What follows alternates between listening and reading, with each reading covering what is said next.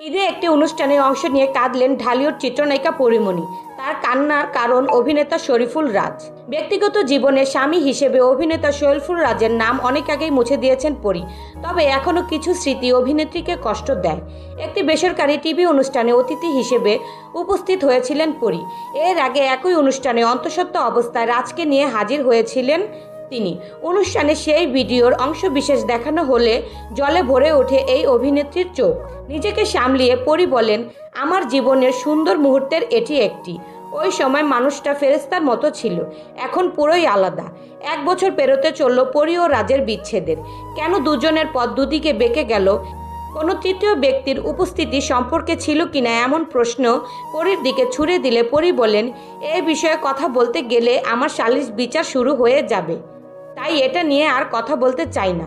প্রসঙ্গত, গুনিন সিনেমার সেটে অভিনয় করতে গিয়ে অভিনেতা শরীফুল রাজের প্রেমে পড়েন পরী। ভালোবেসে তাকে বিয়েও করেন। সুখের সংসারে আছে একমাত্র ছেলে পদ্ম।